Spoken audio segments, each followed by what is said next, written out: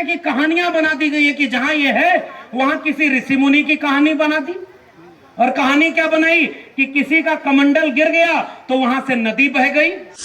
कल्पना करिए अगर मैं पढ़ा लिखा ना होता, मेरे घर वालों ने मुझे पढ़ाया ना होता, मैं स्कूल न गया होता, मैं डिग्री कॉलेज और यूनिवर्सिटी में पढ़ाई न किया होता, तो क्या आप मेरा इतना सम्मान करते? क्या कि तुम्हारे पुरखे लायक थे तो तब तो तुम आदिवासी दिवस मनाते थे, और तुम कितने नालायक थे कि तुम्हारे सामने हमारी जल जंगल जमीन छीन ली गई, तुम्हारे सामने हमारा आरक्षण छीन लिया गया, तुम्हारे सामने यूसीसी लागू करके हमारी प्राकृतिक प्रथा को हमसे छीन लिया गया, तुम्हारे सामने हमारे पुरखे हमारे लोगों के ऊपर कोई पेशाब कर गया, तुम्हारे सामने जब महिलाओं को, हमारे परिवार की महिलाओं को नंगा घुमाया गया, तब तुम क्या कर रहे थे? आप सबका, और हमें बहुत खेद है कि हम पिछली बार आपके बीच में नहीं आ पाए थे, मगर ये तो विचारों और क्रांति का रास्ता है।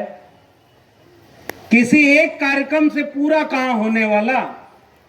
अभी तो ये लड़ाई शुरू हुई है, अभी तो मौका मिलेगा, तो जाने कितनी बार हमें आपके साथ और आपको हमारे साथ खड़ा होना होगा ताकि भारत का संविधान बचाया जा सके। तो आज एक आगाज हुआ है। आज के दिन 9 अगस्त, और सबसे महत्वपूर्ण बात, दुनिया भर में अलग अलग तरह के लोग रहते हैं, अलग अलग देश में रहते हैं, सबकी अपनी पहचान है। कोई कहता है मेरा देश ये है, मेरा प्रदेश ये है, मेरा जिला ये है। भारत वाले कहते हैं मेरी जाति ये है। दुनिया भर में ये सब पहचान अलग अलग बांटती है, और आज का दिन ऐसा है जो पूरी दुनिया के लोगों को जोड़ता है। इसलिए आज के दिन को विश्व आदिवासी दिवस के रूप में माना जाता है। तो सबसे पहले तो आज के दिन का एक पैगाम है कि हम और आप एक हैं, और हमारा दर्द एक है तो हमारी दवा भी एक होगी, और हम सब मिल करके अपनी दवा का बीमारी का इलाज करेंगे। इसलिए हम आपके बीच में आए हुए।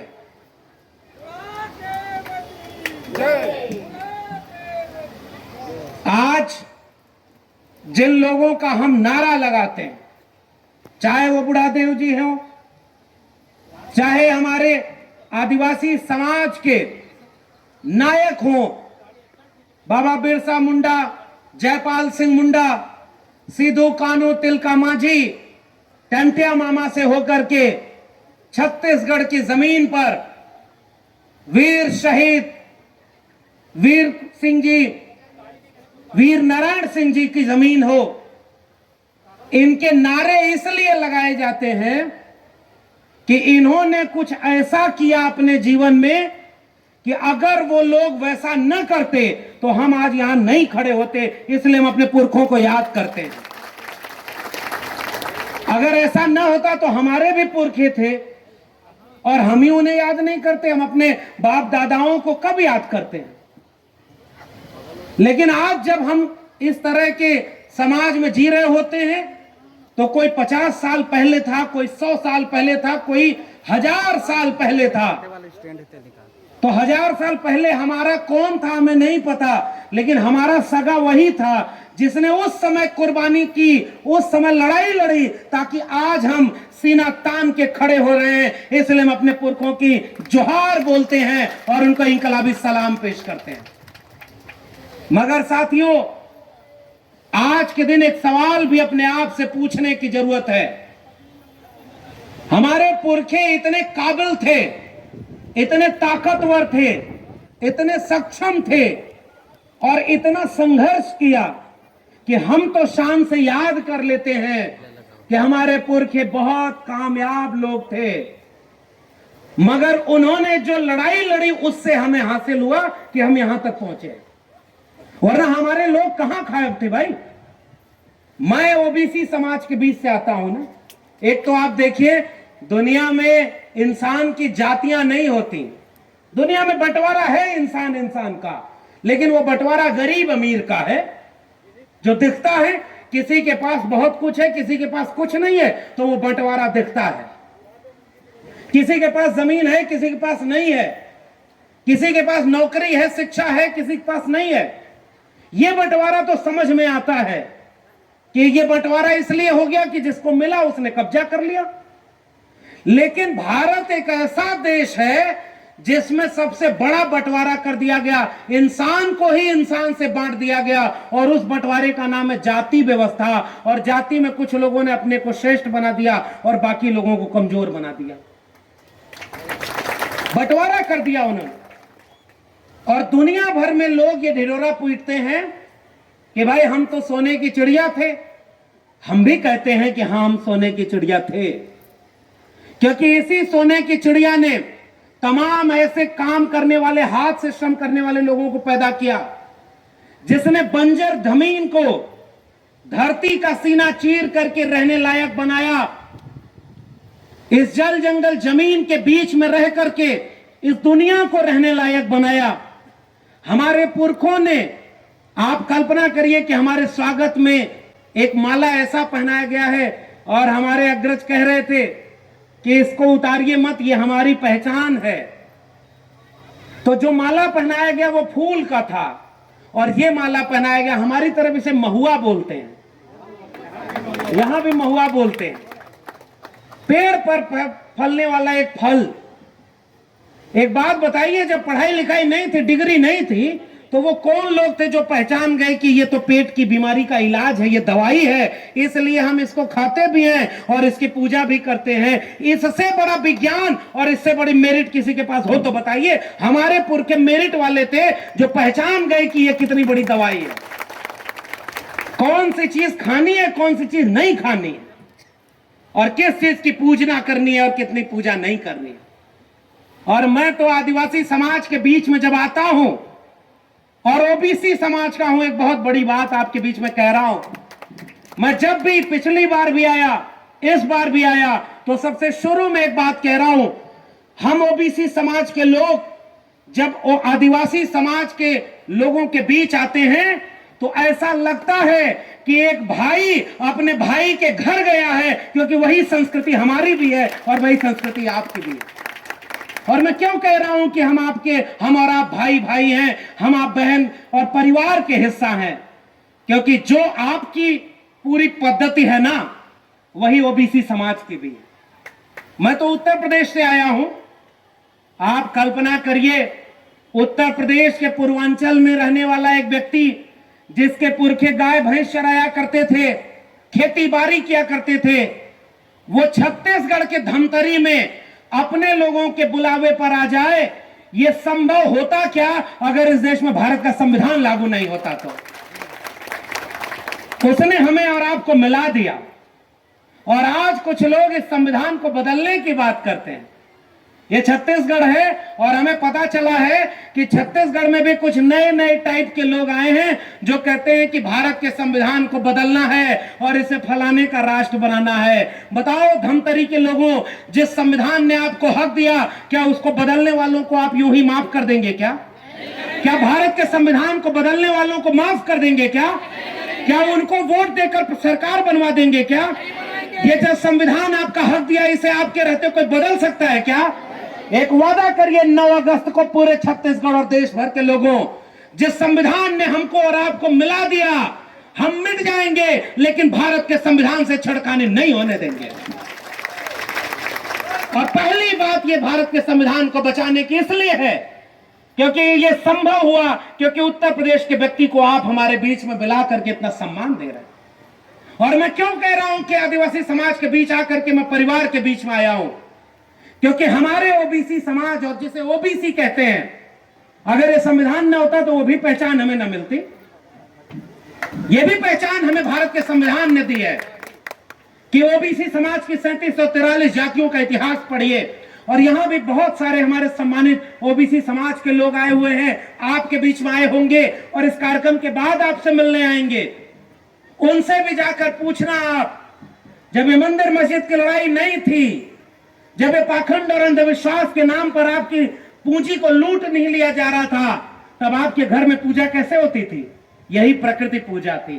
हम भी अपने घर में शादी विवाह होता था तो कहीं घास का दूब, तो कहीं चावल में हल्दी, तो कहीं कोई गाय और उसका वो सारी चीज, दूध दही, और उसके बाद प्रकृति की पूजा करके कोई बच्चा पैदा हो या कोई मर जाए या कोई शादी विवाह हो या किसी का और कोई फंक्शन हो, हम भी प्रकृति पूजक हैं और आदिवासी समाज भी प्रकृति पूजक है। इसलिए हमारा रिश्ता परिवार का रिश्ता है। और आज कुछ लोग हमें बांट रहे हैं भाई। वो कहते हैं कि ओबीसी अलग है, आदिवासी अलग है। और मैं जब आपके बीच में आया और वहां जो देवता की पूजा के लिए आप ले गए, तो मैंने देखा कि वहां कोई देवता नहीं और वहां कोई बीच में पुरोहित नहीं बैठा, सीधे प्रकृति आपके सामने कुछ चिन्हों से बैठी हुई है। वो प्रकृति है, वो धरती के प्रतीक हैं। कोई अन्न बीज है, कोई खाने वाली चीज है, यानी जिन चीजों से हमारा वजूद है हम उसे ही पूजते हैं और उसी के सामने झुकते हैं। ये बीच में कौन आ गया भाई जो कहता था कि हम तुमको भगवान से मिला देंगे? अरे हमारा तो डायरेक्ट कांटेक्ट है, इसलिए बीच वालों को सबसे पहले निकाल दो आप। ये जो बीच वाले आए हैं ना, ये हमारे जेब का पैसा लेने आए। सीधे से बात है, इशारा समझ जाइए, क्योंकि वैचारिक मंच है, इशारे में ही बात करूंगा। समझदार को इशारा काफी है। और हमसे पढ़ा लिखा और हमसे समझदार कौन है भाई? ये बीच में कौन आ गया? हम प्रकृति के बनाए लोग, प्रकृति ने हमें बनाया और हम प्रकृति से जी रहे हैं। ये जल जंगल जमीन, ये नदी नाले पर्वत पहाड़, ये खनिज संसाधन, ये धरती बची नहीं होती अगर इस देश में, इस दुनिया में मूल निवासी आदिवासी लोग उसे बचाने के लिए खड़े ना होते तो ये दुनिया अब तक रहने लायक नहीं बनती। जिसने बनाया, जिसने रहने लायक बनाया, आप उसी का सब कुछ छीन लिए। दुनिया में कहीं ये होता है क्या? अब इसलिए आज के दिन मैं रिश्ता जोड़ने आया हूं और ये रिश्ता हमारा जुड़ा हुआ रिश्ता है भाई। हम आपसे ताकत लेकर जाएंगे कि छत्तीसगढ़ में जो लोग पूजते हैं वो अन्न को पूजते हैं। हमारे ओबीसी यहां जितने किसान जातियां हैं वहां भी एक फसल कटती है, दूसरी फसल बोई जाती है, तो उसके बीच में त्योहार पड़ता है जिसमें हम फसल की पूजा करते हैं ताकि यह धरती अगली बार हम और मेहनत करेंगे, अगली बार और हमारे लिए फसल देना ताकि हम दुनिया भर के लोगों का पेट भर सके। इसलिए हम भी प्रकृति को पूजते हैं और आप भी प्रकृति को पूजते हैं। यह हमारा और आपका रिश्ता है। बांटने वालों से सजग रहिएगा, कोई बांटने आए तो बटिएगा मत। दूसरी बात, ये छीना झपटी कैसे हो गई? अगर ये धरती हमारी थी तो एक बात बताइए, इस धरती पर आज भी हमारी जल जंगल जमीन छीनी क्यों जा रही है हमसे? अभी हमारे सम्मानित लोगों को एक पट्टा दिया गया। मैं बहुत धन्यवाद करता हूं आयोजन समिति का कि आपने हमें इस लायक बनाया कि आज हम अपने बुजुर्गों को, अपने बड़े लोगों को उनका हक देने का सम्मान हमें प्राप्त हुआ है। आपके सम्मान से हम सम्मानित होकर के लौटेंगे और जाएंगे उत्तर प्रदेश और दिल्ली वालों को बताएंगे कि देखो दिल्ली वालों, उत्तर प्रदेश वालों, झारखंड बिहार वालों, तमाम दक्षिण भारत के लोगों, इस दुनिया और देश में हमारे जैसे ही लोग देश दुनिया में रह रहे हैं जिनको मंदिर मस्जिद के झगड़े से कोई मतलब नहीं, उनके भी जरूरत है शिक्षा, स्वास्थ्य, रोजगार की, पढ़ाई, कमाई, दवाई की और अपने हक हुकूक की। इसलिए किसी भी ऐसे झगड़े में मत जाना जो आपके बच्चों का भविष्य बर्बाद करे। आओ मिलजुल करके एक ऐसा भारत बनाएं जिसमें आप भी खुश हो और हम भी खुश हो। ये पैगाम मैं आपसे लेकर के जाऊंगा और देश और दुनिया के लोगों को बताऊंगा कि हमने एक चीज हिम्मत का पाई है। यहाँ पे आज अपनी बातचीत को शुरू करने हुए मैं छत्तीसगढ़ की धमतरी से याद करना चाहता हूं कि हमारे इसी देश में, इस देश के प्रधानमंत्री ये कहते हैं कि इस आजादी के 75 साल हो गए हैं, आजादी का अमृत महोत्सव मनाइए। लाखों करोड़ों रुपए का बजट इस पर बनाया गया है। गांव गांव तक अधिकारी कर्मचारी जाते हैं और कहते हैं कि आप अमृत महोत्सव मनाइए कि आपका देश अब अमृत काल में जा रहा है। अमृत का मतलब समझते हैं? एक ऐसी चीज जो किसी ने न देखी है, न खाई है, न पी है, लेकिन दुनिया में चल रही है कि अमृत होता है और हम अमृत को जी रहे हैं। भाई अमृत खाया पिया क्या? अच्छा एक किस्सा बता रहा हूं। अभी हम नहीं चाहते कोई बात यहां से कोई गलत संदेश जाए, इसलिए इशारे में आपका किस्सा जो मुझे पता चला वही बता रहा हूं। हमारे कुछ युवा साथी आई, तरह तरह की कहानियां बना दी गई है कि जहां ये है वहां किसी ऋषि मुनि की कहानी बना दी। और कहानी क्या बनाई कि किसी का कमंडल गिर गया तो वहां से नदी बह गई। और अभी हेमंत जी कह रहे थे भाई उस कमंडल में कितना पानी था कि उससे पूरी एक नदी बह गई। ये तो आपका किस्सा, मैं तो उसमें कुछ कह भी नहीं रहा हूं। इसका मतलब क्या है? इसका मतलब यह है कि कुछ किस्से ऐसे होते हैं जो आपको मानसिक रूप से गुलाम बनाने के लिए आपके बीच में छोड़ दिए जाते हैं। ये गुलामी का प्रतीक है। हमारे यहां ज्योतिबा फूले एक नायक हुए। 2-3 छोटा छोटा किस्सा सुना रहा हूं और आज का सबसे जरूरी और पहला पैगाम आपके बीच में देना जा रहा हूं। हम क्यों कहते हैं शिक्षा जरूरी है? कल्पना करिए अगर मैं पढ़ा लिखा ना होता, मेरे घर वालों ने मुझे पढ़ाया ना होता, मैं स्कूल न गया होता, मैं डिग्री कॉलेज और यूनिवर्सिटी में पढ़ाई न किया होता, तो क्या आप मेरा इतना सम्मान करते? क्या हमने पढ़ाई की तब ना आप हमारा सम्मान कर रहे? अगर हम पढ़ाई करके समझदारी की बात ना करते तो आप हमें अपने बीच में क्यों बुलाते? भाई यहाँ के आयोजक मंडल अपने यहाँ के किसी बड़े नेता को बुलाते, वो आकर दोनों बाहें फैलाकर कहता कि हम आपके साथ हैं, चाहो आपको इतना चंदा दे दिया, इतना अधिकार दे दिया, और यहाँ से जाए और वहां रायपुर और जहां दिल्ली में बैठ करके आपका हक बदलने का कहे कि अब पेशा कानून यहाँ लागू नहीं होगा, अब हम समान नागरिक संहिता ले आएंगे, यूसीसी ले आएंगे, और आप हाय तौबा कहे कि अरे भाई जिस नेता को हमने सम्मान दिया उसको जब कुर्सी बैठाया तो हमारे बच्चों का भविष्य बर्बाद कर दिया। फिर बताओ इस कार्यक्रम का क्या महत्व होता? चंदा आपको खूब मिल जाता लेकिन आपके बच्चों का भविष्य छीन लिया जाता। ऐसा होता है कि नहीं होता है? इसलिए आपने हमें बुलाया कि हो सकता है कोई ऐसी बात हो जो यहां से ये आवाम जाए अपने गांव में तो जागरूक हो जाए, सजग हो जाए कि उसके बच्चों का भविष्य कोई छीन न ले, और जो उसके बच्चों का भविष्य छीन रहा है उसको पहचान ले और उसको न वोट दे न नोट दे, ताकि वो कमजोर हो और उसके बच्चे के लिए एक नवा छत्तीसगढ़ और एक नया भारत बने, जिसमें उसका बच्चा अगर 50 साल बाद अपने पिता को याद करे तो वो ये ना कहे कि तुम्हारे पुरखे लायक थे तो तब तो तुम आदिवासी दिवस मनाते थे, और तुम कितने नालायक थे कि तुम्हारे सामने हमारी जल जंगल जमीन छीन ली गई, तुम्हारे सामने हमारा आरक्षण छीन लिया गया, तुम्हारे सामने यूसीसी लागू करके हमारी प्राकृतिक प्रथा को हमसे छीन लिया गया, तुम्हारे सामने हमारे पुरखे हमारे लोगों के ऊपर कोई पेशाब कर गया, तुम्हारे सामने जब महिलाओं को, हमारे परिवार की महिलाओं को नंगा घुमाया गया तब तुम क्या कर रहे थे? मैं सीना तान के कहूंगा कि जिस समय मणिपुर में हमारे परिवार की महिला को नंगा घुमाया गया, मैं छत्तीसगढ़ में खड़े होकर इस देश के प्रधानमंत्री और मणिपुर के मुख्यमंत्री की निंदा कर रहा था कि उसने हमारे परिवार की महिला के साथ छेड़खानी की है।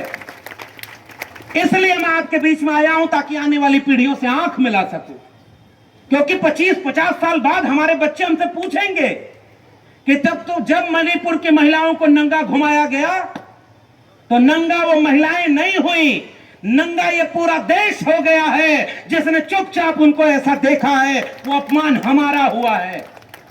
और उसके बाद चुना हुआ एक मुख्यमंत्री वहां बैठकर बोलता है ऐसी घटनाएं तो रोज होती रहती हैं। मैं यहां से एक पैगाम दे रहा हूं और आपको यह कह रहा हूं, अगर हम और आप ताकतवर होते तो 24 घंटे के अंदर उस मुख्यमंत्री को अपना पद छोड़ना पड़ता जो इतना शर्मनाक बयान दे रहा है, मगर हम बट गए हैं, इसलिए आज हमारा मजाक उड़ाने वाले सत्ता में बैठे। बताओ मैं सही कह रहा हूं कि गलत कह रहा हूं? ये अपमान जो मणिपुर में हो रहा है वो हमारी माताओं बहनों के साथ हो रहा है कि नहीं? और वो चुपचाप हम होता हुआ देख रहे हैं। कोई मध्य प्रदेश में हमारे ही भाई के ऊपर पेशाब कर दे और वहां का मुख्यमंत्री उस पेशाब जिसके ऊपर हुई है उसका पैर धुल रहा है। अब मैं एक बात यहां से यह भी कह रहा हूं, हालांकि यह बात मुझे कहनी नहीं चाहिए और ऐसा करिएगा भी मत, मैं अपील भी कर रहा हूं, मगर फिर भी मैं एक कल्पना करने को कह रहा हूं। ऊंची जाति के जिसने पेशाब की उन्हीं के ऊपर एक आदिवासी अगर पेशाब कर दे तो बताओ इस देश में अब तक क्या भूचाल नहीं आ गया होता? क्या हमारी इज्जत कोई इज्जत नहीं है? और पेशाब किया ऊंची जाति ने, और मुख्यमंत्री जो ओबीसी है वो चला गया उनका पैर धोने। अरे उसी को बुलाते और उसी को उसका पैर धुलाते और घुटनों पर बैठकर माफी मंगाते कि हम क्या, हमारी आने वाली पीढ़ी भी किसी आदिवासी भाई के साथ ऐसा अपमान कभी नहीं करेगी। ऐसा हुआ क्या? वो पैर धो दिए और आप खुश हो गए। वो पैर धोते हैं इस देश के प्रधानमंत्री कि हम इस देश में मैला साफ करने वालों का भी पैर धोते हैं। इस देश में जिन्हें अछूत कहा जाता है उनका भी पैर धोते हैं। इस देश के प्रधानमंत्री कहते हैं कि मैं गरीब घर का बेटा हूं, चाय बेचकर प्रधानमंत्री बना हूं। उन्हें चाय बेचते देश में कोई नहीं देखा, मगर पूरा देश बेच रहे हैं। फिर भी उनके भक्त कहते हैं कहां कुछ बेच रहे हैं। आप समझ गए कि नहीं? किस स्टेशन पर चाय बेची, कौन सी चाय बेची, कितने दिन चाय बेची, इसका कोई लिखित इतिहास है क्या? और वही लोग हमसे कहते हैं कि अगर आदिवासियों को जमीन चाहिए तो उसका कागज चाहिए। छत्तीसगढ़ में अगर आपको आरक्षण लेना है, अभी हेमंत जी बता रहे थे और साहू जी बैठे हुए हैं, छत्तीसगढ़ बना 2001 में और शायद कागज मांगते 50 साल पुराना। अरे भाई, जब इस देश के मूल वहां के रहने वालों को अपनी जमीन चाहिए तो तुम कागज मांगते हो, और जब तुम्हें हम कहते हैं कि प्रधानमंत्री अपनी डिग्री दिखाओ तो हमें फेक डिग्री दिखा देते हो, झूठी डिग्री दिखा देते हो। बताओ ये धोखा हमारे साथ हो रहा है कि नहीं? हो रहा है ना। इस देश के प्रधानमंत्री की डिग्री झूठी है, ये पता है कि नहीं आपको? प्रधानमंत्री, अच्छा एक बात बताइए, दुनिया में बहुत सारे झूठे लोग पैदा हुए होंगे, लेकिन इस देश ने इतना झूठा प्रधानमंत्री आज तक नहीं देखा। नहीं हुआ है, नहीं हुआ है। इतना बड़ा झूठ बोलने वाला। और कैसे झूठ बोलने वाला? उन्होंने कहा कि हर साल हम इतना एम्स खोल रहे हैं, इतना यूनिवर्सिटी खोल रहे हैं, इतने हॉस्पिटल खोल रहे हैं, और 4-6 दिन बाद उन्हीं का मंत्री संसद में बयान देता है कि जितना प्रधानमंत्री जी 1 साल में खोल रहे थे उतना तो हम 9 साल में भी नहीं खोल पाए। बताइए झूठ बोला कि नहीं बोला? और जमीन बेच रहे, रेल बेच रहे, बैंक बेच रहे, LIC बेच रहे। और मैं दिल्ली विश्वविद्यालय का एक ठेके पर प्रोफेसर आपको बताने आया हूं, हमारे और आपके बच्चों की शिक्षा भी बेच दिया है उस प्रधानमंत्री ने जिसकी अपनी डिग्री फेक थी। मैं क्यों ये बात इतने गुस्से से कह रहा हूं? क्योंकि अगर शिक्षा न होती तो हम तो पढ़ ही नहीं पाते, और जब हम पढ़ नहीं पाते तो हम जान ही नहीं पाते कि बूढ़ादेव का इतिहास क्या है। तिलका मांझी, सिद्धू कानू, बिरसा मुंडा, जयपाल सिंह मुंडा अगर न होते तो ये देश ऐसा बन ही नहीं पाता। जयपाल सिंह मुंडा साहब संविधान सभा में खड़े हुए तो उन्होंने एक बात बोली थी जो मैं आज विश्व आदिवासी दिवस के दिन बोलना चाहता हूं। जयपाल सिंह मुंडा साहब खड़े होकर बोले कि देखो भाई, इस देश में लोकतंत्र तुम्हें आदिवासियों को सिखाने की जरूरत नहीं है। हम सैंधव घाटी सभ्यता के वारिस हैं, लोकतंत्र को हमने पैदा किया है, इस देश को हमसे लोकतंत्र सीखना चाहिए। ये बात वहां पर जयपाल सिंह मुंडा ने बोली। उन्होंने कहा कि हमारे जल जंगल में छीन लोगे तो हम देश का करेंगे क्या? तब जाकर प्रधानमंत्री बोलते हैं कि अमृतकाल, अमृतकाल में इतना ऊंचा तिरंगा फहराओ, इतना ज्यादा ये करो, इतना पैसा इसके लिए दे रहे हैं। बताओ इस देश के प्रधानमंत्री महोदय, किसी क्रिकेटर की उंगली टूट जाती है तब तुम ट्वीट करते हो, विदेश तुम्हें घूमने जाता होता है तो तुम फोटो ट्वीट करते हो, तुम्हें अगर किसी विपक्षी दल की एकता अगर बनी कि वो इंडिया नाम दे दिए तो तुम ये ट्वीट करते हो, भाषण देते हो कि ये इंडिया वाले ईस्ट इंडिया कंपनी वाले हैं। सुना कि नहीं आपने?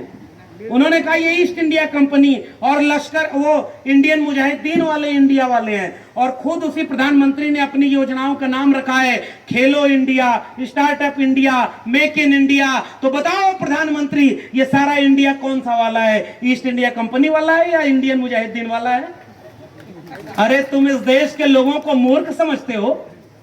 हाँ, ये बात सही है कि इस देश के लोग अभी इतने नादान हैं कि वो तुम्हारे जैसे झूठे व्यक्ति को फिर से प्रधानमंत्री बना देते हैं।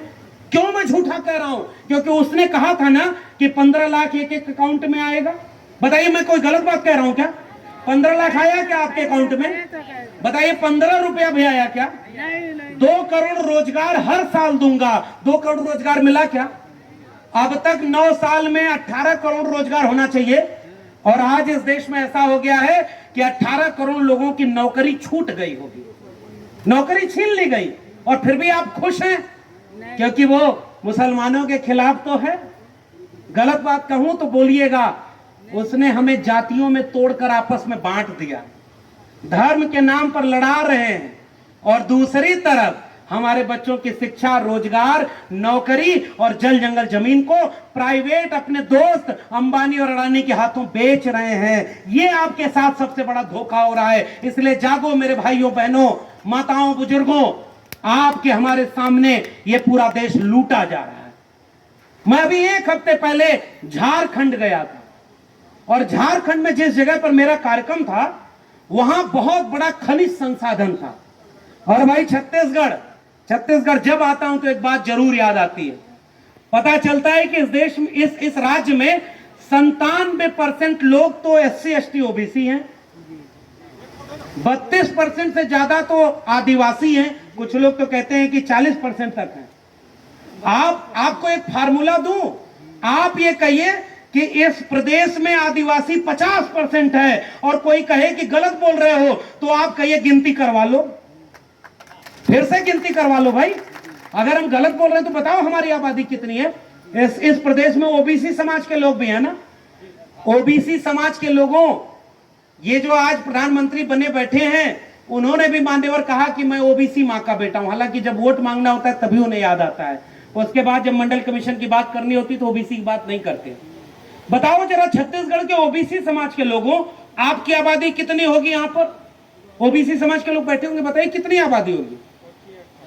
अब देखिए OBC समाज के लोग भी कर रहे हैं 48% है, मैं इसको भी कर रहा हूं, इसको भी को 50% है। कोई कहे गलत बोल रहे हो तो आप कहे गिनती करवा लो।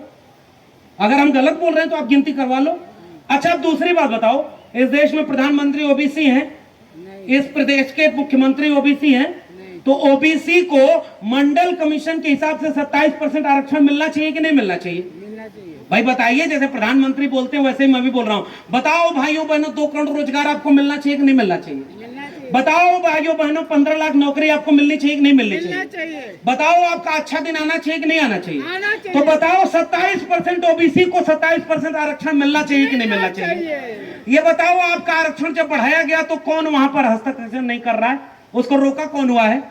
वही जो नागपुर से आया है, राज्यपाल बना के बिठा दिया गया है। मैं तो एक सवाल पूछ रहा हूं ना, अगर चुनी हुई सरकार आपका हक दे रही है, और यही झारखंड के लोगों ने भी कहा कि भाई आदिवासी जितने हैं उतने आदिवासी को नौकरी में, शिक्षा में, जमीन में, बैंक में, विद्यालय में, स्कूल में, कॉलेज में और हर जगह उनको हिस्सेदारी मिलनी चाहिए कि नहीं मिलनी चाहिए? मिलना चाहिए। आपकी हिस्सेदारी छीनी जा रही है और अपने दोस्तों को पूरा देश बेचा जा रहा है। भारत आजाद हुआ 7.5% आदिवासी थे, 2011 की जनगणना कह रही है लगभग 9% होने वाले हैं।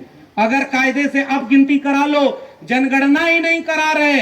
इस देश में बकरी की गिनती है, पेड़ पौधे की गिनती है, मगर इस देश में OBC कितने हैं और अपर कास्ट कितने, इसकी गिनती नहीं हो रही है। क्योंकि प्रधानमंत्री को डर लगता है कि SC ST OBC अब कह रहा है जाति जनगणना होनी चाहिए। अगर जनगणना हो गई तो भेद खुल जाएगा कि कहीं 3-4% लोगों ने इस देश के 75% और 80% नौकरी कब्जा तो नहीं कर लिया, शिक्षा कब्जा तो नहीं कर लिया। सही है कि नहीं? इसीलिए तो जनगणना नहीं करा रहे। लेकिन जब ये बात हो रही है तो हम भी तो एक बात कह रहे हैं, आपके छत्तीसगढ़ में हमें एक पर्चा दिया कि भाई 3 करोड़ आबादी में 1 करोड़ आदिवासी है। सही है, 1 करोड़ आदिवासी है, 32%, फिर भी उसका अधिकांश हिस्सा पूरे छत्तीसगढ़ में केवल संघर्ष कर रहा है। पिछले दिनों दिल्ली विश्वविद्यालय और दिल्ली में हमारे पास बस्तर के कुछ लोग आए थे, उसमें एक बच्चा आया हुआ था। वो बच्चा जो जब 7-8 साल का था तो पुलिस प्रशासन के लोग जब उनके ऊपर हमला करने गए, और ये मैं नहीं बोल रहा हूं, ऑन रिकॉर्ड बातें आप देख सकते हैं, वो मां के साथ था, उसके मां को मार दिया गया। उस बच्चे के ऊपर जो तेज चीज लगी उसकी 4 उंगलियां कट गई थी। वो बच्चा अब बड़ा हो गया था, दिल्ली विश्वविद्यालय की 4 दीवारी पर खड़ा चुपचाप इस मुल्क से एक सवाल पूछ रहा था कि मेरी मां, मेरे पिता मेरे गांव की जमीन बचाने के लिए खड़े थे, मेरे रिश्तेदार हमारे बस्तर को बचाने के लिए लड़ रहे थे। वो कौन लोग थे जिन्होंने उनको गोलियों से भून दिया? पहले कहा नक्सली हैं और बाद में कहा मिस्टेकन आइडेंटिटी हो गई। आज इस देश में क्या आदिवासी समाज इतना कमजोर है कि आपके लोगों को गोली मार दी जाए और बाद में कहा जाए कि साबित करो कि ये किसको गोली मारी हो, तो उन्होंने कहा कि गलती हो गई, मिस्टेकन आइडेंटिटी है। क्या गलती का हर्जाना करके जिनको मार दिया उनको वापस लाया जा सकता है क्या? क्या इसी देश में बस्तर बकसवाह के जंगलों में, हसदेव के जंगलों में और तमाम छत्तीसगढ़ में जहां की मिट्टी सोना पैदा करती है, छत्तीसगढ़ एक अमीर राज्य के गरीब निवासियों, हम आपसे एक सवाल पूछने आए हैं। आपके प्रदेश को लूटा जा रहा है और आप इस लूट को चुपचाप देखना चाहते हैं। नहीं। आपके यहां खनिज संसाधन ऐसा है कि मिट्टी बह जाए तो उसको भी बेचकर कुछ लोग कमा लेंगे। अगर प्रधानमंत्री कुछ दिन और छत्तीसगढ़ घूम जाए तो दिल्ली जाकर बताएंगे कि छत्तीसगढ़ में अभी ये जगह और बची है, इसको भी बेच दो। इसलिए सजग रहिएगा। फैक्ट्री बिक गई। और मैं जब गया था गढ़वा झारखंड, तो वहां पता है एक बात पता चली, छत्तीसगढ़ के लोगों इसको भी याद करिएगा। कंपनी लगाई गई है वहां ताकि कोयला निकाल सके, खनिज निकाल सके।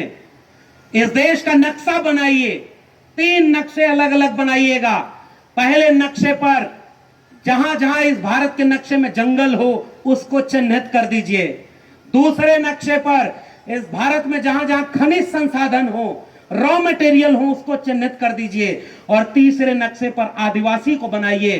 तीनों नक्शे को जब एक पर लिखेंगे तो तीनों भारत एक नजर आएगा। जहां सबसे ज्यादा खनिज है वहीं सबसे ज्यादा जंगल है, और जहां जल जंगल जमीन है वहीं आदिवासी है। लेकिन वहीं सबसे ज्यादा लूट हो रही है और हम चुपचाप उस लूट को देख रहे हैं। सरकार आपको जब आपके इलाके में कोई फैक्ट्री लगाती है तो उसके बॉन्ड पेपर पर साइन कराती है। और बॉन्ड पेपर पर बताएं क्या लिखा होता है कि अगर प्राइवेट की कंपनी लगेगी तो इलाके के लोगों को रोजगार मिलेगा। आपके भी छत्तीसगढ़ में कंपनियां लगी है ना? बताइए, जितना वादा किया था उसने नौकरी उतनी दी क्या? नहीं। उसकी 10% नौकरी भी झारखंड में नहीं मिली है। पता नहीं छत्तीसगढ़ में कितनी मिली है, मुझे नहीं पता। उन्होंने कहा कि जहां हमारी कंपनी लगेगी, क्योंकि सरकार उनकी मदद करती है, तो जब वो वहां पर गए तो उन्होंने कहा कि जब छत्तीसगढ़ और यहाँ के इलाके में हम कंपनी लगा रहे हैं तो हम यहां से खनिज संसाधन लेंगे तो आपके बच्चों को शिक्षा मुफ्त देंगे, दवाई मुफ्त देंगे, पढ़ाई मुफ्त देंगे, कमाई मुफ्त देंगे। लेकिन कंपनी लगने के बाद उन्होंने कुछ दलाल पैदा कर लिए हैं। कंपनी दलालों को पैसा दे देती है और वो आपके गांव में आकर कहता है सब चंगासी, और उधर जाकर पैसा ले लेता है। और वो कंपनी ना आपके बच्चों को शिक्षा, अब बताइए ना, छत्तीसगढ़ में कोई ऐसी चीज है क्या जो आपके बच्चों को मुफ्त शिक्षा दे रही है क्या? क्या मुफ्त में रोजगार मिल रहा है क्या? मुफ्त में दवाई मिल रही है क्या? तो जो दवाई, रोजगार और शिक्षा नहीं मिला तो धोखा हो गया कि नहीं आपके साथ? आपके प्रदेश को लूटा गया और आपको मिला कुछ नहीं। इसलिए मैं आपके बीच में आया हूं। आपके इलाके में कानून बनाए गए थे। छत्तीसगढ़ के लोगों, एक बात याद करो आप, जब तक इस देश में भारत का संविधान नहीं लागू था तो इंसान इंसान में बंटवारा था। कोई यहां पैदा हुआ, कोई वहां पैदा हुआ, और उसके बाद सब बटे हुए थे। तब इस देश में एक महानायक पैदा हुआ। उसने कहा कि अब तक कोई मुख से पैदा होता था, कोई भुजाओं से, कोई पैर से, कोई जंघे से। अब इंसान इंसान बराबर होंगे और भारत का संविधान आज से लागू होगा। हर व्यक्ति बराबर होगा और सबको एक वोट का एक अधिकार दिया जाएगा। तब यह देश रहने लायक बना, और उस नायक का नाम था बाबा साहब डॉक्टर भीमराव अंबेडकर। आज बाबा साहब अंबेडकर का संविधान जब इस देश में लागू हुआ तो कुछ वादा किया गया था इस देश के मूल निवासी आदिवासी भाइयों बहनों से। वो वादा क्या था कि जहां आपकी आबादी होगी वहां आपकी जमीन कोई छीन नहीं सकता। और उसी कानून को व्यवस्थित करके क्या बना दिया गया? पेशा कानून। जानते हैं ना आप आदिवासी लोगों, हमसे बेहतर तो आप जानते होंगे, हम तो पढ़कर बोल रहे हैं, आप उसे जीते हैं। तो जो पेशा कानून बनाया गया कि बिना आपकी मर्जी के कोई एक ईंट भी आपके इलाके में नहीं रख सकता, कोई एक पत्थर आपके इलाके से नहीं उठा सकता। यह वादा किया था आजादी की लड़ाई लड़ने वाले लोगों ने आपके, हमारे पुरखों से, कि भारत का संविधान रहेगा और वहां पर आपके इलाके में छूट दी गई है कि जब तक आपकी राय नहीं ली जाएगी आपकी जमीन कोई ले नहीं सकता। बताओ मणिपुर की आग क्यों लगाई गई? क्योंकि मणिपुर में जो जमीन आदिवासी समाज के बीच है वो तब तक कोई छीन नहीं सकता, खरीद नहीं सकता जब तक उसको उसकी लिस्ट में शामिल न कर दिया जाए। तो जिनके पास सब कुछ था उनको भी वहां लिस्ट में शामिल कर रहे और वहां उनका हक छीनने के लिए वहां पर आग लगवा दिया। और इस देश का प्रधानमंत्री मणिपुर जाकर बोल दिए थे कि मणिपुर में ऐसा शासन नहीं होना चाहिए, हम आएंगे तो बताएंगे कि शासन कैसा किया जाता है। अरे इस देश के लोगों आंख खोलो, प्रधानमंत्री ने कोई झूठ नहीं बोला था। जैसा शासन करने का उनका हुनर है वैसा शासन मणिपुर में वो कर रहे हैं। आग लगाने का हुनर देखकर अगर आपने उन्हें शासन सौंपा था तो आप क्यों अफसोस मना रहे हो लाशों का कारवां देखकर, जब आपने उसे चुना ही था आग लगाने के लिए। और मैं केवल एक बात की नहीं कर रहा हूं, मैं ये कह रहा हूं कि जो भी आपके बच्चों की शिक्षा की बात ना करे, रोजगार की बात ना करे, वो आपके बच्चों का भविष्य का दुश्मन है कि नहीं?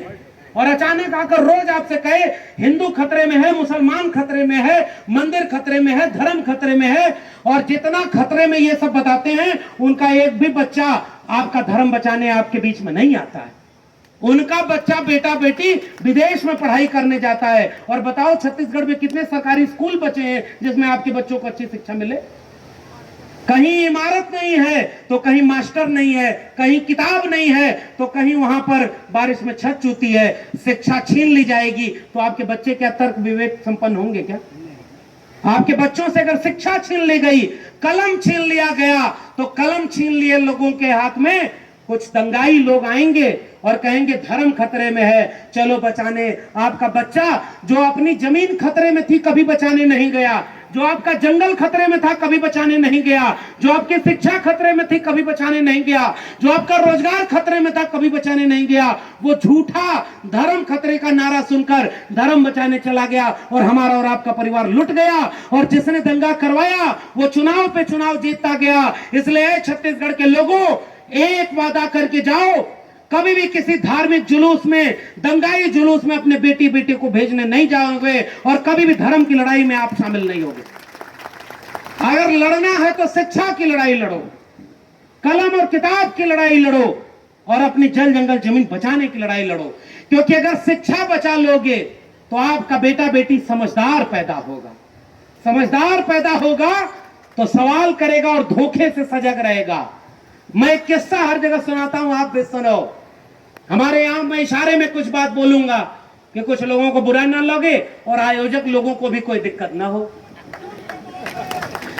हमारे यहां किस्सा है कि जैसे एक आदमी, उसके दादाजी गुजर गए तो पिताजी एक आदमी को बुलाकर लाए कि दादाजी की आत्मा मुक्त हुई कि नहीं। अब आप समझ गए ना वो किसको बुलाकर लाए होंगे? ये आत्मा परमात्मा का धंधा किसका है आप जानते हैं ना? तो समझदार को इशारा काफी है। तो उनको बुलाकर लाए और उनसे पूछे कि दादाजी तो गुजर गए, अब उनकी आत्मा कहां है? तो वो आदमी बोला कि ऊपर आराम कर रही है। कहां? ऊपर। तो कहा कोई दिक्कत परेशानी? कहा नहीं कोई दिक्कत तो नहीं है, लेकिन उनके सोने के लिए चारपाई नहीं है। तो कहा वो चारपाई उनको मिलेगी कैसे, पहुंचेगी कैसे? तो उन्होंने कहा हम इस धरती पर है ना, देवता के अवतार हैं, हमारा डायरेक्ट लिंक है, आप हमको दोगे तो हम आपके दादाजी की आत्मा तक पहुंचा देंगे। धोखा समझना छत्तीसगढ़ के लोगों। वो आदमी बोला और पिताजी कम पढ़े लिखे थे, नहीं जानते थे, उन्होंने नई नई चारपाई खरीद करके उन सज्जन को दे दी और वो नई वाली चारपाई लेके चले गए और उस पर आराम से सोने लगे। समझ रहे ना? अब जब कुछ दिन बाद आए तो फिर पिताजी ने हाथ जोड़कर बोला, हे भूदेव, हमारे दादाजी की आत्मा कैसी है?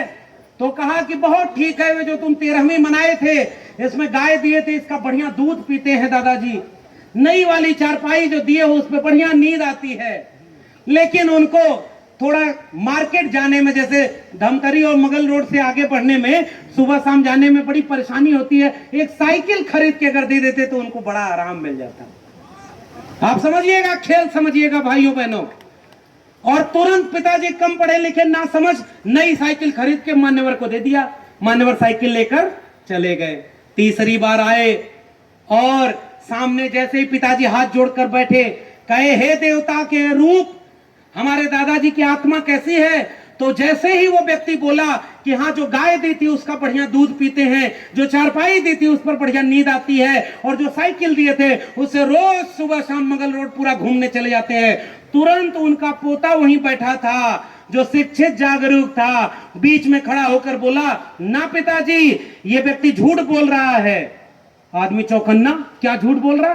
कहा कि जो जो आपने दादाजी को गाय भेजी, चारपाई भेजी, साइकिल भेजी, वो दादाजी तक पहुंची ही नहीं। वो नाराज होकर बोला, तुमको कैसे पता कि वो नहीं पहुंची? तो उसने कहा, देखो दादाजी ने हमको एक चिट्ठी लिखकर भेजा है कि बेटा तुम्हारा भेजा कोई सामान हमको नहीं मिला है।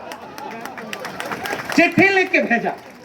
अब वो आदमी नाराज धोती होती पकड़ करके गुस्से में खड़ा हुआ, कहा ये चिट्ठी तुम्हारे पास किस रास्ते आई? तो वो लड़का बोला, उसी रास्ते जिस रास्ते तुमने गाय भेजी थी, चारपाई भेजी थी और साइकिल भेजी थी। धोखा पकड़ में आया कि नहीं? अगर आपका बेटा बेटी शिक्षित होगा तो कोई उसको धोखा देने आएगा तो तुरंत वो पकड़ लेगा, अरे ना भाई तू झूठ बोल रहा है।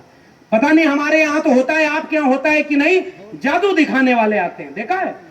अरे वो ऐसे मिट्टी उठाएंगे, मंत्र फूकेंगे और उसका पैसा बना देंगे। हमारे पिताजी ने एक बार देखा कि ये मिट्टी से पैसा बना दे रहा है और उसके बाद कह रहा है अगर जादू पसंद आया तो 10-10 रुपया दीजिए। पिताजी ने उसका हाथ पकड़ के कहा, रे मूर्ख, तुझे मिट्टी से पैसा बनाने की कला जब आती है तो तू हमसे पैसा क्यों मांग रहा है? जा तू हर जगह मिट्टी का पैसा बना दे, कुछ अपने रख लेना, कुछ हमको भी दे देना। वो जादूगर झोला उठाकर भाग गया। एक और व्यक्ति है जो कहा है, मेरा क्या है जी, हम तो फकीर आदमी है, झोला लेकर चल देंगे। बताइए वो आदमी कौन है? पहचान गए कि नहीं? वो आदमी कौन है जिसने कहा था झोला उठाकर चल दूंगा? लेकिन छत्तीसगढ़ के लोगों, उस झोले में उसने आपके बच्चों की शिक्षा बेच दी है, रोजगार भर लिया है, जमीन भर ली है, और हमें तो कोई पर्ची दे रहा है कि आप बाहर से आए हैं, बोल दीजिए, कुछ दिन आप चले जाएंगे। हम लोग क्या बोले? तो ये कह रहे हैं भाई देवभोग जिला जहां है वहां हीरा मिलता है, रेत माफिया है, हीरा माफिया है, खनिज माफिया है, और माफिया ही पूरा राज्य चला रहे हैं। अरे भाई हम माफिया के खिलाफ क्यों बोले? लेकिन आपको तो बोलना पड़ेगा। अरे भाई आपके बच्चों की शिक्षा कोई छीन ले और आप बोलेंगे नहीं तो मेरा क्या होगा? मैं तो शिक्षित हो गया, मैं तो जागरूक हो गया, मैं अपने बेटा बेटी को पढ़ा लूंगा। लेकिन आए मेरे गांव के लोगों, मेरे मासूम भोले भाले लोगों, आप जब तक समझोगे ना कि कोई मंदिर मस्जिद धर्म के नाम पर आपको लड़ाता चला गया और पीछे से आपके बच्चों की शिक्षा बेच दी, तब तक बहुत देर हो जाएगी। ये आपके पेशा कानून जो छीन लिए गए, आपके राज्य में भी पेशा कानून लागू नहीं किया गया। लोग वादा करते गए कि हम पेशा कानून लागू करेंगे, और आपके जिले, आपके जवार में पेशा कानून लागू नहीं है। तो बताओ इसकी गलती किसकी? जो सरकार में है उसकी या आपकी?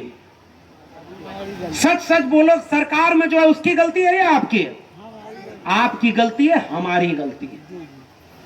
अगर आपके राज्य में बस्तर में नरसंहार हो रहा है, ताड़ मेटला, एड मेसला, सिलगेर फर्जी इनकाउंटर हो रहे हैं, बताओ उसके गुनहगार फर्जी इनकाउंटर करने वाले पुलिस वाले या सरकार वाले हैं कि हम और आप हैं?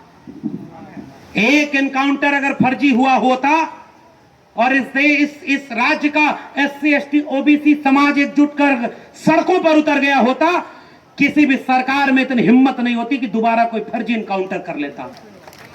मगर आज भी इनकाउंटर इसलिए हो रहे हैं क्योंकि हम और आप बटे हुए हैं। कोई आता है और हमको आपको लड़ा देता है, अरे भाई OBC समाज के लोगों, साहू जी अलग हैं, यादव जी अलग हैं, और फलाने जी अलग हैं, डमकाने जी अलग हैं। आदिवासी समाज के लोगों, आप में से ये जाति अलग है, ये जाति अलग है। आप में बंटवारा हो रहा है कि नहीं? ये बंटवारा आपके बेटा बेटी कैसे समझेंगे अगर शिक्षा नहीं होगी? तो शिक्षा होना इसलिए जरूरी है। एक भोजपुरी, पता नहीं, मैं तो छत्तीसगढ़ आता हूं तो मेरी भाषा आपसे मिलती जुलती है, बड़ा रिश्ता है हमारा आपका।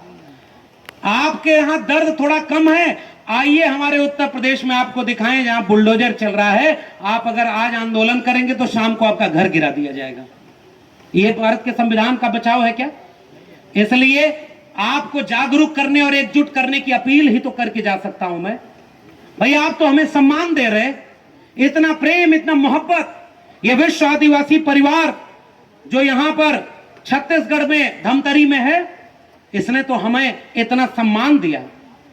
ये जो आपने सम्मान, अभी हमारा युवा साथी पगड़ी बांधते हुए हमसे एक बात कह रहे थे कि ये जो पगड़ी बांधी जा रही है ना हमारे इलाके में, इसका मतलब होता है कि हम आपके कंधों पर, आपके माथे पर एक जिम्मेदारी बांध रहे हैं। ये जिम्मेदारी है। आपने ये जो माला पहनाया है, ये मेरे कंधे पर वजन है। मैं जानता हूं ये मेरे लिए सम्मान की जितनी बात है, उससे ज्यादा बड़ी बात जिम्मेदारी की है।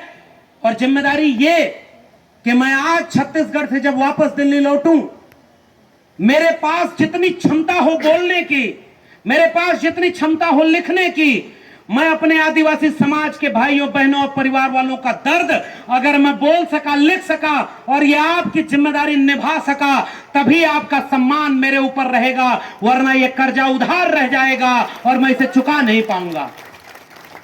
इसलिए सम्मान और हिम्मत, हौसले को लेकर लौट रहा हूं। आज मुझे कहीं और निकलना है, हमें वहां जाना है, इसलिए अब अपनी बात को यहीं पर खत्म कर रहा हूं और एक गुजारिश कर रहा हूं मेरे भाइयों बहनों माताओं, विश्व आदिवासी दिवस पर हम एकजुट होते हैं। ये एक मौका होता है, ये मौका होता है आपस के दूरियों को मिटाने का। ये मौका होता है कि कोई हमला आपके ऊपर हो रहा है तो उससे सजग होने का। बताओ आप छत्तीसगढ़ के लोगों, मणिपुर की उन बहनों को आपने अपने ख्वाब में देखा कि नहीं देखा? आपको नींद आई क्या उस रात, जिस रात वो वीडियो आई थी? हमें तो नींद नहीं आई। पता नहीं इस देश के प्रधानमंत्री को नींद कैसे आई, जो प्रधानमंत्री 3 महीने से ज्यादा हो गया और देश दुनिया के हर मुद्दे पर भाषण देता है, लेकिन आज मणिपुर पर चुप हैं। हम आज विश्व आदिवासी दिवस पर अपने छत्तीसगढ़ से उन प्रधानमंत्री को लानत भेजते हैं और कहते हैं कि अगर आपका जमीर जिंदा हो तो एक लाइन खड़े होकर आज इस देश के लोगों से माफी मांग लीजिए कि मणिपुर में जो हुआ उसके लिए हम माफी मांगते हैं, तब हम मानेंगे कि आप इंसान हैं। अगर आप ये नहीं करते तो हम माफ करिए, हम आपको नहीं मानेंगे कि आपके अंदर भी कोई दिल है। अगर आप नहीं माफी मांगते कि मध्य प्रदेश में कोई पेशाब कर दे, हम इस देश से माफी मांगते हैं क्योंकि सरकार आपकी है। आपको हमने चुन करके भेजा है कि आप हमारे हक हुकूक की रक्षा करेंगे। और आप कौन सा कानून बना रहे भाई? जैसे ही चुनाव नजदीक आ रहा, कौन सा कानून बन रहा है? यूसीसी, समान नागरिक संहिता। इसका मतलब क्या है? डर दिखाया जाएगा किसका? कि हम मुसलमानों को ठीक करने के लिए बना रहे हैं। और सबसे ज्यादा हक किसका छीना जाएगा? आदिवासी समाज का। बताओ आदिवासी समाज के लोगों, क्या आपके पास शादी करने की अपनी परंपरा है कि नहीं? आपके यहां भोज देने की अपनी परंपरा है कि नहीं?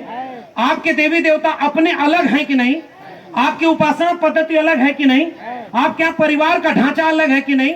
अरे भाई, तो इन सारे लोगों को आप सबके साथ मिलाकर जो हक सदियों सदियों से मिला है वो आप एक कानून बनाकर छीन लेना चाहते हो। और छत्तीसगढ़ के लोगों, क्या उस कानून बनाकर आपका जो परंपरा, रीति रिवाज, परिपाटी छीनी जाएगी तो क्या आप उसे छीनने देंगे? क्या इस तरह के समान नागरिक संहिता जो बनाई जाएगी इसको आप छीन लेने देंगे क्या? इसलिए मेरी गुजारिश है माताओं बहनों, बड़े बूढ़े बुजुर्गों, नौजवान साथियों, पहली बात, सबसे पहली बात, विश्व आदिवासी दिवस का मतलब है कि दुनिया भर के हम कमेरा लोग, मेहनत कश लोग जो हाथ से श्रम करते हैं, हम सब इस देश के मूल निवासी और आदिवासी हैं, इसलिए हम सब एक हैं। पहला पैगाम कि जब भी मौका मिले हम एकजुट होकर एक मंच पर खड़े रहेंगे। वादा कर रहे हैं कि नहीं? आप बताइए, हम एकजुट हैं कि नहीं है? दूसरा वादा आपसे लेने आया हूं, एक रोटी कम खाना, एक कपड़ा कम पहनना, घर में एक कमरा कम बनवाना, रिश्तेदारी में 1 रुपया कम खर्च करना, किसी धार्मिक जुलूस पर, किसी कर्मकांड पर पैसा मत खर्च करना, और जितना पैसा इससे बचाओ वो अपने घर के बेटा बेटी को शिक्षा देने और पढ़ाने पर खर्च करना। हाथ उठाकर बताओ, आप शिक्षा देने के लिए काम करेंगे कि नहीं? आप अपने बच्चों को स्कूल भेजेंगे कि नहीं? आप अपना पेट काट कर उनको पढ़ाएंगे कि नहीं? ये मेरा दूसरा वादा आपसे है कि आप ये जरूर करिएगा, क्योंकि अगर पढ़ेंगे तभी वो जागरूक होंगे, समझेंगे। और नहीं पढ़ेंगे तो अचानक कोई चोर आएगा और कहेगा कौआ कान लेकर भाग गया, और हम सब कौआ के पीछे चले गए, और कौआ भी भाग गया और कौआ का पुजारी भी भाग गया, उसका मालिक भी भाग गया। मैं एक कहानी और सुना रहा हूं, बस चल रहे हैं हेमंत जी, अब चला जाएगा आगे।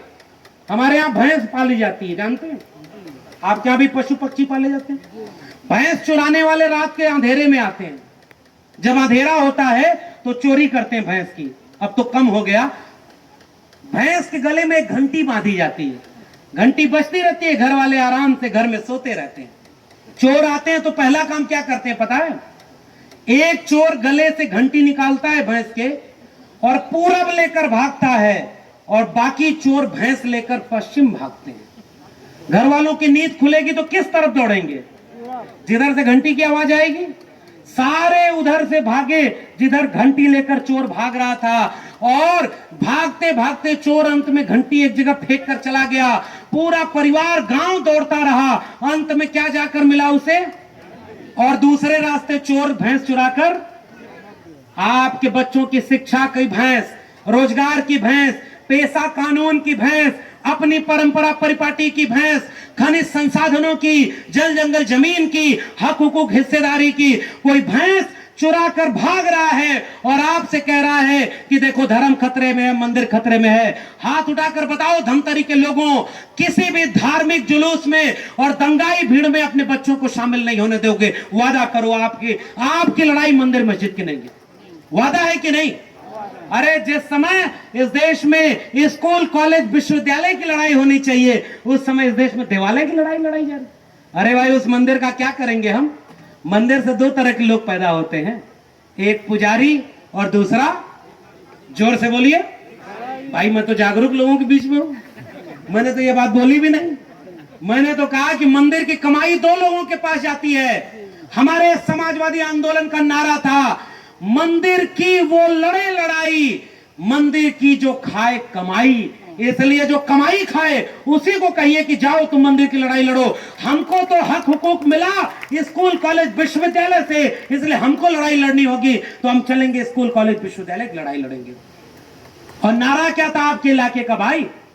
जो जमीन सरकारी है वो जमीन, तो जो जमीन सरकारी है आप कहने से आपकी हो जाएगी क्या? लड़के लेना पड़ेगा। हम जोर से नारा लगा रहे हैं कि हम ये देश नहीं झुकने दूंगा, ये देश नहीं बिकने दूंगा, सौगंध मुझे इस मिट्टी की, मैं देश नहीं लुटने दूंगा। याद आया किसने नारा लगाया था? याद आया? सौगंध मुझे इस मिट्टी की, मैं देश नहीं झुकने दूंगा। अरे देश इतना झुक गया कि आपके मुल्क के मूल निवासी घरों की महिलाएं निवस्त की जा रही हैं। प्रधानमंत्री जी, 10 लाख का सूट भी इस नंगेपन को नहीं ढक पाएगा। ये पूरा मुल्क नंगा हो गया है, माफी मांगने की जरूरत है। इसलिए ये देश बेचा जा रहा है, कंपनी और निजी हाथों में शिक्षा, रोजगार और आपकी जमीन बेची जा रही है। इसको बचाएंगे कि नहीं बचाएंगे? इसलिए आपके यहां फेक इनकाउंटर, फेक जो है पेशा कानून आपका लागू नहीं हो रहा। पुरखे लड़ गए भाई। बिरसा मुंडा के हाथ में उलगुलान की मशाल थी, उलगुलान का नारा दिया था, क्रांति का नारा दिया था कि हम इस देश के मूल निवासी हैं, इस देश के रहने वाले हैं, इसलिए इस देश के जल जंगल जमीन पर हमारा हक है। और हम नारा ही लगाते रह गए, और जो लूट लिए जमीन को उनको हम रोक नहीं पा रहे।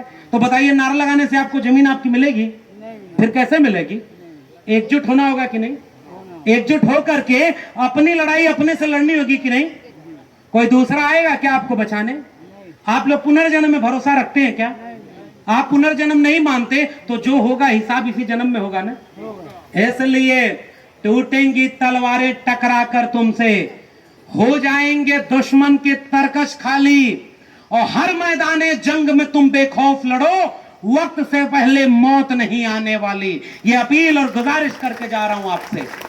लड़ना पड़ेगा, एकजुट होना पड़ेगा। अरे ये दुनिया मोहब्बत प्यार की दुनिया है भाई। हम मिलजुल कर रहते थे ना, आपके दुख में हम दुखी, हमारे दुख में आप दुखी, तब जाकर के मिलके हम एक मोहब्बत प्यार वाला भारत बनाए थे ना।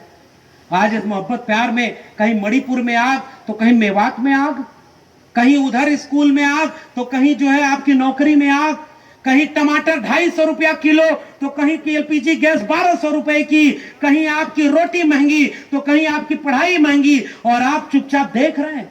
अरे मेरे देश के लोगों, अरे मेरे समाज के लोगों, ये उत्सव मनाना तो बहुत जरूरी और अच्छी चीज है, मगर याद रखना अगर 2024 में हिसाब नहीं किया ना तो पता नहीं अगली बार आप ये प्रोग्राम भी कर पाएंगे या नहीं। मैं एक चुनौती देकर आपके सामने जा रहा हूं। ये खतरा है कि भारत के संविधान को बदल दिया जाएगा और लोग कह रहे हैं कि धर्म का राज बनाएंगे, राम राज्य बनाएंगे।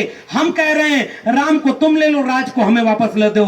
अबुआ देशम अबुआ राज, हमारा देश हमारा राज होना चाहिए। इसलिए वो नारा हमारे व्यवहार में दिखना चाहिए। साल भर बाद ये दिन आएगा ना भाइयों बहनों, साल भर क्या करोगे? आओ यहां एकजुट हो जाओ, सर्व आदिवासी समाज के लोगों, हर दिन सजग हो जाओ। शिक्षा के लिए लड़ो, जमीन के लिए लड़ो, पेशा कानून के लिए लड़ो, समान नागरिक आचार संहिता का खिलाफ करना और मणिपुर के खिलाफ खड़े हो, और इस देश में जो आग लगा रहे हैं उसके खिलाफ खड़े हो। तब जाकर हमारे नारे में ताकत बचेगी। आने वाली पीढ़ी जब सवाल करेगी कि आग लग रही थी तब तुम क्या कर रहे थे, एक जंगल में आग लग गई, एक छोटी सी चिड़िया, सारे पक्षी भागने लगे, एक छोटी सी चिड़िया अपनी चोंच में पानी भर करके जाए और आग पर डाले और फिर आए चोंच में पानी भर के आग पर डाले। जंगल के बाकी जानवर हंसने लगे, अरे चिड़िया इतनी बड़ी आग लगी है और इतनी बड़ी आग तेरी चोंच के एक बूंद पानी से बुझ जाएगी क्या? उस चिड़िया ने जो पैगाम दिया, धमतरी छत्तीसगढ़ के लोगों, ये मेरा आखिरी वाक्य, आखिरी पैगाम है। हो सकता है कल को हमें जेल में डाल दिया जाए, हो सकता है कि कल हमारे जैसे बोलने वालों को गिरफ्तार कर लिया जाए, हो सकता है कि कोई गोली मार दे, हो सकता है कोई हमारी आवाज दबा दे, मगर एक बात याद रखना, ये जान जोखिम में डालकर केवल हम इसलिए बोल रहे हैं क्योंकि हमारे पुरखे जान जोखिम में डाले तो हम खड़े हो पाए। अगर हम नहीं खड़े होंगे तो आने वाली पीढ़ियां गुलाम पैदा होंगी। उस चिड़िया ने कहा कि मैं जानती हूं कि मेरी चोंच के एक बूंद पानी से जंगल की आग नहीं बुझेगी, मैं जानती हूं कि ये आग बहुत बड़ी है और मेरे चोंच से नहीं बुझेगी, मगर जब इस देश में इस बात का हिसाब किया जाएगा कि जब मंदिर मस्जिद के नाम पर, मणिपुर मेवात के नाम पर, पेशा कानून न लागू करने के नाम पर, बस्तर में आदिवासियों को मार देने के नाम पर, हसदेव के जंगलों को लूट लेने के नाम पर, खनिज संसाधनों को खत्म कर देने के नाम पर, आपके पेशा कानून को न लागू होने के नाम पर, यूसीसी थोप देने के नाम पर पूरे देश में जो आग लगाई जा रही थी, जब इस आग का इतिहास लिखा जाएगा तो मेरा नाम आग लगाने वालों में नहीं, आग बुझाने वालों में शामिल होगा। जय भीम, जय मंडल, इंकलाब जिंदाबाद, जय भीम, जोहार, उल गुलाम जिंदाबाद।